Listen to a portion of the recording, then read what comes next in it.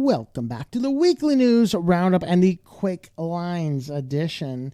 We got some good news in here.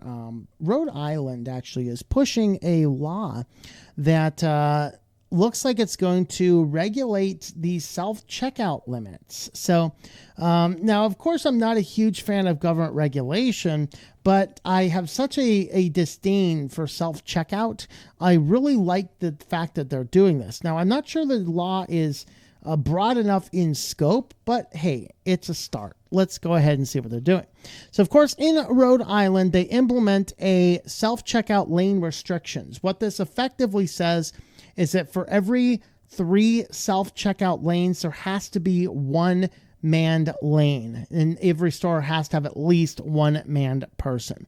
And their major angle on this is accessibilities, disabilities, elderly, things like that, who can't navigate the self-checkout stuff as much. Of course, I hate self-checkout lines. You know, you're telling me that I have to run through your cloggy system, expose myself to all of your biometrics in closer detail than I do walking through your dystopian store to begin with. And then I have to do all of the work. And then 9 times out of 10, you might falsely accuse me of something. It's not that high, but there are a lot of people that get falsely accused of not scanning things right. And stores like Walmart, by the way, they don't stop you if they think that you have stopped something. They will hold on to it for a while and then issue a court summons. Which ends up wasting the court's time. There's one court that got so fed up with it, they told Walmart that we're going to start fining you if you do not, deal with this petty stuff on your own. But the other thing Walmart does for people who are actually being dirtbag thieves is they'll let you walk out with small amounts, but they keep track of who you are with their biometrics and basically keep a running tab. And once it crosses that $1,000 threshold for it to be grand larceny, then they call the police on you. And then they give you this giant log with video evidence of all the things you've stolen. So it's kind of neat. So, but all that being said, self-checkouts are absolutely annoying. I think every store should be forced to have at least 1 regular manned checkout at all times.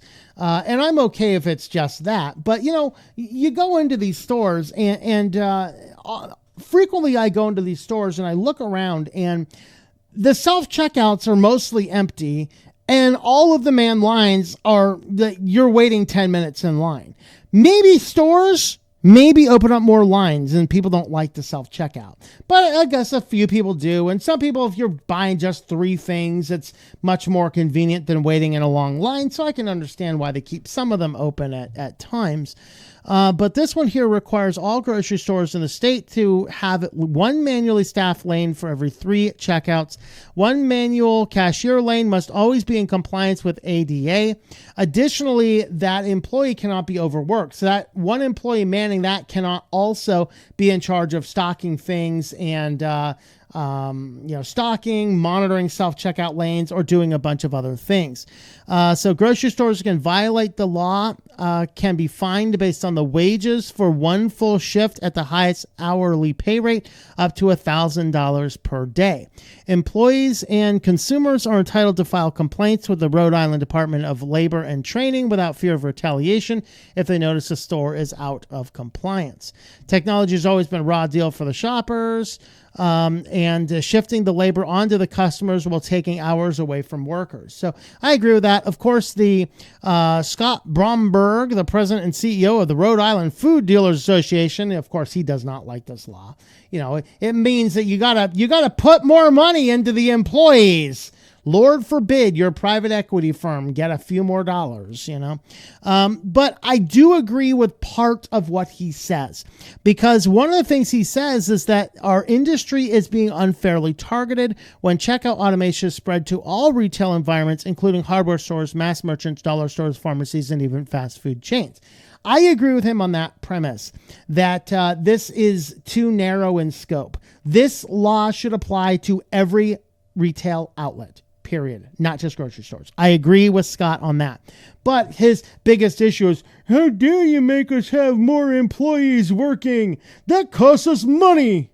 Yes, it does. Deal with it. I mean, otherwise we live in this crazy world where, that employee that they may not like their job, but without that job, they might be stealing from you to afford to eat. Now, I'm not a huge advocate for a ton of grace there either necessarily, but if you're legitimately stealing some bread because you can't have a job because a robot stole it, I'm not going to get mad at you for that. Now, if you're looting other valuable things, or you're stealing caviar, steak, and lobster, go to hell. It's not your caviar, steak, and lobster. All right. But I do agree with him that this is too narrow of a scope. This should apply to absolutely any and every retail establishment. If I, as a consumer, walk into your place of business and purchase something, I should always have the option to go to a manned checkout lane. So there's that one. Let me know your thoughts about that as we move through the rest of our Quicklines. Next one here real quick. If you are using Apple's Hide My Email for privacy, you may not have privacy. Two separate security researchers have examined a flaw. The first one reported it up to Apple. Apple said they fixed it, yet they found that when very short period of time, they could actually re-expose those emails again. So Apple did not actually fix it. And now a second security researcher has also confirmed the event here as well. So of course, Hide My Email is designed to hide your email address from websites that want it, but it's actually apparently very easy to figure out what it is. So Apple patched it twice, but easy opt-out found both remediations could still be circumvented. Now, there's no website they could find which is actually running the circumvention here. So it's so far yet unknown, and the researchers have not disclosed this because Apple is working with them, unlike Microsoft. Apple is actually working with them a little bit to figure out what they can do. But they first disclosed this in June 2025, later supported additional technical details.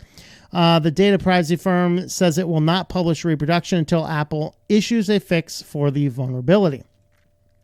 Both researchers called on Apple to temporarily restrict the creation of new aliases using the feature and to notify iCloud subscribers about the issue. And it serves as a reminder that privacy tools are only as effective as the protections behind them. And this is why I'm not a huge fan of I'm not being sponsored by privacy.com or any of these other guys that, I want to get my information off the internet, so I got to give all that information to this company. I don't know. Apparently they work. There's evidence that they work, but I don't know. I'm just not quite sure I'm ready for that. Claude Codes had a hidden tracker that once it was discovered, Anthropic says it was an experiment. Trust us, bro. It was just an experiment. Yeah, I know we were tracking everything we were doing and sending all your stuff back to our home servers for analysis, but it was just an experiment. Yeah, we believe you. We believe you all the way. I might believe them more than Perplexity, but so when you give an AI coding assistant shell, file system, or repository access, you're taking a calculated risk. You expect bugs, maybe even some telemetry, but not a hidden channel that quietly encodes where your traffic is going and who might be watching on the other end. Now, this was not applicable to everybody, but it was deeply obfuscated behind a line that just talked about today's date. But behind that thing was actually obfuscated JavaScript code that was opening a tunnel and collecting all forms of telemetry about what was going on. The thing is, it would only kick on if you were in like South China Seas and areas like that with those particular locations, IP addresses, and things like that. So apparently they were not spying on anybody here. They were only spying on people there that we know of. But still, the fact that they put this thing in there and waited until people found it before they talked about it and said, yeah, it's just an experiment. Yeah, I'm just not quite sure I want to believe them. They talk about a fall from grace, man. These guys used to be like, if you're going to use an AI, this might be the best one to use. But these days, I don't know. They've been locked in a very public dispute over distillation attacks, campaigns in which the adversaries allegedly replay or proxy model outputs to train competing systems, often from jurisdictions with weaker IP protections. So that's what they were basically spying on, what people in China were using their system for, although they were not necessarily doing it for other people. But, it was just an experiment, bro. So don't worry about it. Meta just launches a new AI generator called Muse Image. And guess what, folks? I didn't want to talk about this. This whole article reads like a press release. But the key points here for this channel is that if you are using Facebook or Instagram or any other Meta project, guess what? You are already opted in to use this. You can reject it from being used on your likeness, but you have to go through your settings and opt out of it. Isn't that wonderful? So what this means is people can actually, if you are on these evil platforms, which why you're giving your information to people who chose to put their address on one hacker way, just wake up, folks. If you choose to use these companies, somebody can, and you have a public profile, people can go to your public profile and go, hey, use this guy in an AI image. And they can do it with no recourse because it's in their terms of service. Now, you can go in and you can turn off that feature, preventing them from being able to use your likeness. But by default, everybody is opted in. You're welcome. So the eyebrow raising feature is to manipulate another Instagram user's images with AI as long as that profile is public. Users merely tag the person and allows them to take their picture and use it to create an AI image. The policy states people may be able to create content with your Instagram content using AI features at Meta, and that you will not be notified about content created using AI features at Meta. So you will not be alerted if somebody uses you to do their stuff. The rest of that I skipped is all like press releases. This is an amazing thing this thing can do. It's so great. It's the most amazing thing in the world. Sliced bread has nothing on this crap. But then at the bottom, basically uses photo tagging feature, which is opt out by default. Fits a pattern users and regulators have flagged before, a broad use of people's data unless they actively turn it off. So if you happen to be using Schmuckerberg's crap at one hacker way, you might think about turning that feature off. All right. Fake Google and Cloudflare verification pages are spreading multiple malware families. This is the ClickFix attacks. So tricking people into running malicious commands themselves. They continue to evolve. The latest one uses fake Google and Cloudflare verification pages to convince victims to infect their own devices. And these are becoming so popular because everybody is so used to these boxes to verify you're human now. And since the AI has gotten so good at solving them, they've had to come up with an increasingly number of more sophisticated versions of these. And so in response to this sophisticated number of more increasing versions, people are used to seeing new things pop up that they didn't see before, and that's exactly the avenue that the hackers are coming in at. So with all of that being said, they're basically using Google Pages, Cloudflare resources, and a plethora of other things. This article is really long. You can kind of see our as much as I scroll down, our scroll bar is here right now. So we're obviously not going to go through this. It's just going through some lures. Here's Google ClickFix lures. So it's landing you on these pages here. Of course, these ones, you can either do this guy here, which doesn't seem to work, or you can do the manual verification. Hold your Windows, press R on your keyboard, press Control V, and press OK or Enter. Of course, you've just opened up your command prompt and you've pasted in the malicious payload that they put into your clipboard, and then you have executed that code. So, of course, that's not being picked up by Windows Defender because you just executed it. It wasn't a file you downloaded. And then they have another one down here. This one uses the copy and paste to run the malicious command here. Here's a new sign-in token there. This is a ClickFix lure related to Google Meet. So there you go. So this is the same one. Guys, anytime, just educate everyone you know. No proper verification, reCAPTCHA verification will require to hit Control V, which means to copy. All right. There's other lures. Here's a Cloudflare one. Once again, it's the same thing. Control V. Looks officially like Cloudflare. And let's see. Here's another one. So, there's just a whole bunch of these things over there. And they're getting a whole bunch of families of malware, and they're all basically starting with the same way. These are all the various domains they're tying into. Good things to block, good IPs to block. So, there you go. Just be aware and be careful, I guess. All right, our next one here.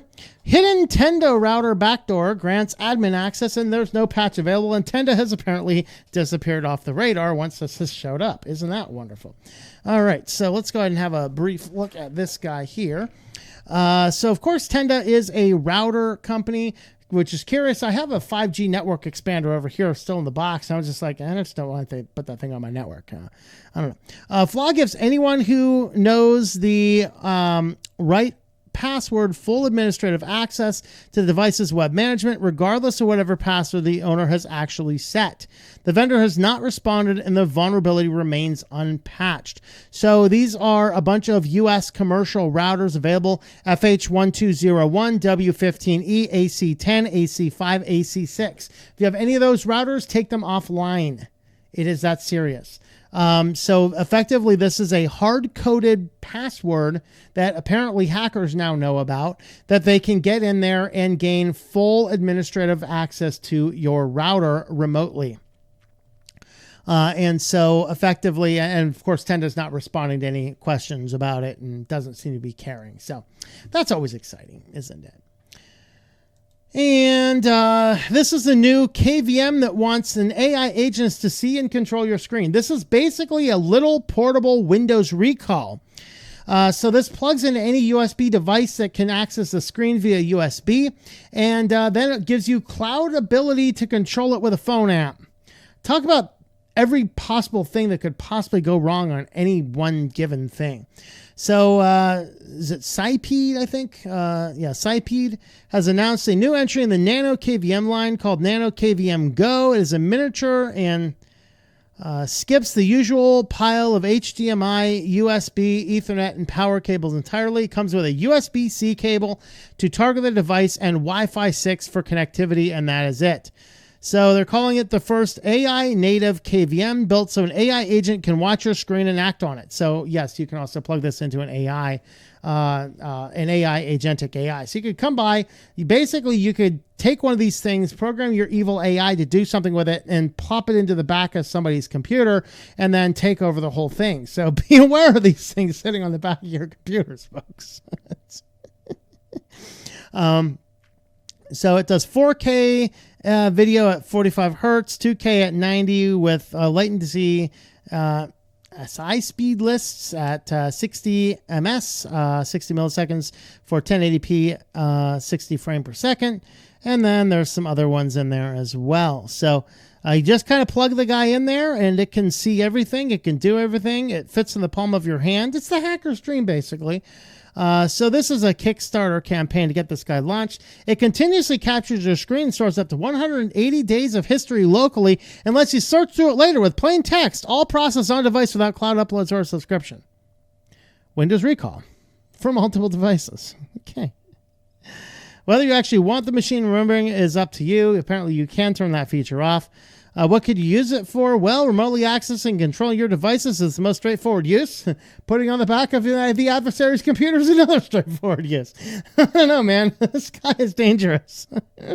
Every KVM function, keyboard input, mouse control, screen capture is exposed as MCP server that you can turn on yourself that effectively turns the device into a hardware-level computer user agent peripheral. So you can get on the internet and control everything. Oh dear. I don't know. Maybe I'm missing something, but anyway. Hidden web prompts trick AI agents into sending money. That didn't take long. I mean, I said this was going to happen, right? Somebody's going to code one of these. This is what I said a couple months ago. As soon as agentic AI was first announced, I literally said on this program, hey, somebody's going to come up here and they're just going to code in a website that says, hey, buy their stuff from here and send all the data over, send the money over. Well, that's exactly what somebody did. Wouldn't you know it? So they're using SEO poisoning to basically raise the malicious site to the very top. The human users can't see it. Although actually for the human users, they can actually see the payment button. You would just hope they'd be competent enough to not actually do that, but you never know. But the AI agent looks at it and the thing says, hey, you got to pay the fee here to enter in. It's basically like a toll to get into the website.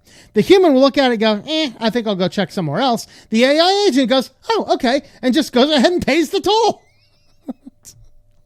The hidden prompt injection manipulates the agent's behavior. The agent determines it must make a payment for a fraudulent license key, and the AI agent submits the payload to an attacker-controlled account using Stripe or cryptocurrency. So, Zescalar Threat Labs documented, I probably said that wrong, documented 2 active campaigns that embed hidden instructions on web pages to manipulate AI agents, not humans, though those are getting caught up too. The malicious text is hidden in the website code where the human browser won't see it, but an AI agent crawling the page for information will read it and potentially act. The agent is attempting to complete a development task, can be manipulated as sending cash to an attacker-controlled account. So once the agent lands on the page, it finds a hidden instruction telling it to pay $3 developer API license fee to unlock the missing license key exception framed as a routine setup step. And then the site also contains JavaScript that initiates a transfer of roughly 0.0012 Ethereum to a hard-coded wallet address, which apparently has been taking funds. So that's exciting. Ethereum wallet associated with the campaign has already received payments in amounts larger than $3, suggesting prior attacks using the same address. And the threat actor behind it has 10 GitHub repositories linking to similar sites. So, Microsoft should be ready to write all of this fraudulent stuff because their servers are hosting the malicious sites, which are stealing people's money. Wonderful. I don't see them jumping all over that, though. The second campaign is a typo squatting operation targeting dbank, a widely used decentralized finance portfolio tracker. The fraudulent domain is dbank.auction, and basically running the exact same thing. So, wonderful. And once again in the news, for all the wrong reasons, we have Plex is back. So, why you would pay a licensing fee to a company after you are paying for the server and paying for your own content to access your own content is beyond me, but apparently some people do. And Plex is getting dollar signs in their eyes, and so just this week, that newer rate of $750 for the lifetime pass rolled out, but then they went ahead and made a $250 pass, which lasts for 5 years. So for $50 a year, you can pay Plex to have access to your own server with your own media content that you bought. Isn't that wonderful of Plex? I mean, this is like the school bully saying, "Hey, if you give me most of your lunch money, I'll let you have a little bit of your lunch." That's what Plex is doing here.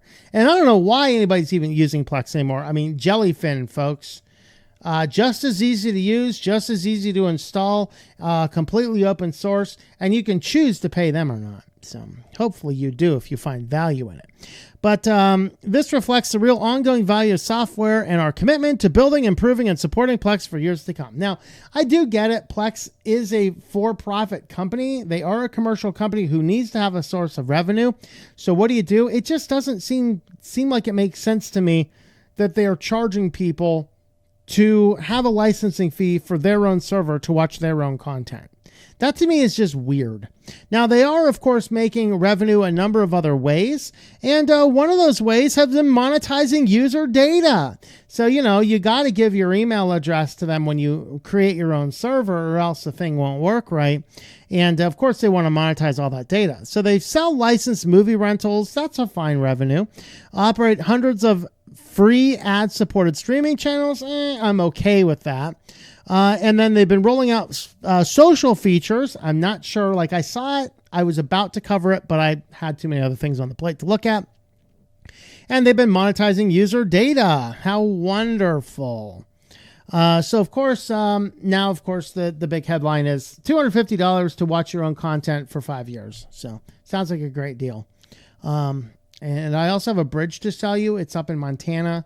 It'll only cost you $500. And I got like 50 of them. If people want to eat 50 different people can send me a couple $100 and I'll get y'all a bridge. I pinky promise. I pinky promise. See, I'm pinky promising. All right. Obviously I'm not, but you're still welcome to super chat, but I'm not giving you a bridge. All right. All right. So, over here, this one's actually good news, for people like your ebooks. Not a huge fan of Kindle. The unfortunate thing is the tie-up has been DRM negotiations. It looks like this will happen with DRM. Boo, DRM. But at least we have an alternative to Amazon. This is bookshop.org, which I just saw recently pop up not too long ago. And this is a bookshop company that you can order the books online, and they actually support local bookstores. So they donate and help and support local bookstores using a number of different means. Well, now they're actually doing a deal with Kobo, so you can buy ebooks from them and have them delivered right to your Kobo e-reader. And so they actually have an affiliate program that I'm going to look into, being as that, I sell books. So let's go ahead and do that. So one solution for Kobo owners originally promised for 2025 was a partnership with bookshop.org, an Amazon competitor that supports local bookshops with every order. Bookshop.org currently offers ebooks through its mobile iOS and Android. Oh, that's it. See, look at that. It wants to verify who I am. Wonderful. All right. So, the founder here, Andy Hunter, told me in an emailed reply that progress with Kobo has now been made. The web page has been updated once again, saying later this year. Their attention has been returned to Kobo support, albeit the timing remains vague. Ultimately, what's been tying it up is DRM. So they are going to be having that. But this is a good alternative to Amazon if you're looking for books. In fact, if you go in here and you were to type in my last name, and you can actually find your very own copy of Code Red that we talked about. You can buy this as an ebook. You can buy this as a paperback book. So you can pick up these over there if you are looking to buy books from places that are not Amazon. This might be one that you happen to look at, as they do suggest that they support local bookshops. Of course, I have other books as well. I believe that is my whole library on there, and I don't know who these other guys are. They spell their name wrong. They have an O in their name, but anyway. But yeah, these ones are all my books. We got Code Red, Josiah's Sanctification, Joe Washer's Influences, Half My Life, Synaptergy, Hezekiah's Prayer, Happy Holidays, I Am Not Amused, Testing and Temptations. You can buy them all over there on bookshop.org. So I did want to point that out. I've been looking at that company lately, and it looks like they're going to have a deal with Kobo too, that you could buy the ebooks and watch them, read them on your Kobo. So that's actually good, nice news. Also good, nice news. Brave has now rolled out containers, or they're slowly rolling them out. They're not rolling them out to everybody right away, but if you do want containers, there is a way that you can force the upgrade for it. You can use them as a means of privacy in the sense that they will isolate cookies from each other. This is effectively the same general technology that I use on my banking computers to isolate my banking apps from each other. So effectively, I'm doing something like that. Of course, I started doing that well before even Firefox had containers. So this will keep all your containers separate, and then you can set ones. The default ones are personal, work, social, and school. And of course, you can create new containers. You can delete the containers. You can do a number of different things with them inside of Brave. So you can go ahead and use that. So let you also spin up a temporary one. I don't know how this is different from an incognito browser, but apparently you can do that. So, it doesn't seem a whole lot different than that because it's temporary and basically does the same thing. They said they're rolling it out gradually, so not everyone will see it yet, but you can force enable it. Going to Brave Flags, type in containers into the search bar in the drop-down menu, and then you can enable it, and that's how you can get containers for your Brave. So that's also good news. Figured we'd end up with some good news. But good news notwithstanding, let's go ahead and jump on over to silly news. So a couple up. First up, if this one just ties right on into the whole Sony thing this week, where they're like, hey, we're no longer doing physical things. So a whole bunch of companies jumped on, a lot of the regular memesters and a whole bunch more. They all jumped on here. So, of course, this is your famous guy from your you will own nothing and be happy. But now PlayStation is like, hey, we are no longer doing that. Sorry. So a bunch of other companies jumped on in and decided they're going to take some immediate steps. Domino's is now officially ending their physical pizzas. So starting April 1st, 2027, Domino's UK will cease production of physical pizzas and shift to production of digital pizzas only. Consumers will be able to download our full range of delicious pizza codes and, using the power of the imagination, enjoy them in an entirely virtual sense. Burger King, this is too much to read in big blocky text. It reads like a terms of service, but it basically boils down to they're discontinuing their physical stuff, and they are pushing out orders that can be consumed in PNG or JPEG format directly through the application. So there you go. And are they also starting in April? I didn't see when they were starting. KFC, of course, has to get in on this. They'll stop offering its physical format starting today. Its products can only be consumed through the app in fake PNG format. DeLorean, of course, has a fake car. My favorite was the Proton, especially I was following this when it first dropped over on X, and it was really hilarious to read all their comments. So here's Proton's official statement. In response to the gaming industry removing physical offerings moving forward, we've decided to fill the gap by making our services entirely physical starting 1st of April 2027. Proton Mail becomes encrypted, hand-delivered letters by our team. Pass becomes someone who follows you around and remembers your passwords for you. VPN flies you to one of 90 locations so you can browse like a local. Drive ships you a folder, additional folders available on request, and Lumo AI sends a smart employee to your location to answer questions and help with work and drawing things. Now, in there, if you find this post on X, it is much more spicy and amazing because people were trolling them back, and then they were counter-trolling. Somebody said, well, how do you stop this guy from knowing what's in the content that they're hand-delivering these letters? And Proton Mail simply said, we will lobotomize them. So awesome. I mean, Proton's leaning into this. Love it. Beautiful job, Proton. All right. GitHub jumped in. GitHub's was good, even though it's, Microsoft, Microslop. I enjoyed their post here. We heard you. We agree. In light of recent developments in physical media, GitHub is proud to announce you can now obtain your public repo on CD-ROM. Keep it, lend it to friends, pass it on to your children. Your code is physically yours forever until you lose it. Here's G Fuel, Respawn, Esports, and then of course some gamers jumped into the response from Sony as well. Owning a disc, no. Renting a license till server shuts down. There you go. So that's always good. This one here, headlines enough, not really digging into the story, but the politician who investigated spyware abuse had his phone hacked by Pegasus. Can we say irony? So, security researchers have confirmed a European politician has phone hacked with the Pegasus spyware while serving on an investigatory committee proposes probing abuses of the notorious surveillance tool. Yeah, he's investigating it, and whoops, we didn't like that. All right, on to you, Linuxy fans. Hannah Montana is back. Hannah Montana Linux gets a modern remaster after nearly 2 decades. Sweet Niblets version 26 is built on Debian with a reskin of KDE Plasma. Look at that. So it's back and it's beautiful. And it's projecting an underage Hannah Montana. So, yeah. Think about that. Blech. But anyway, yes, Hannah Montana Linux is back. I am waiting for the latest Justin Bieber Linux to drop so I can do another distro wars. So we'll have to see how it goes. But Hannah Montana Linux is back for those who want it.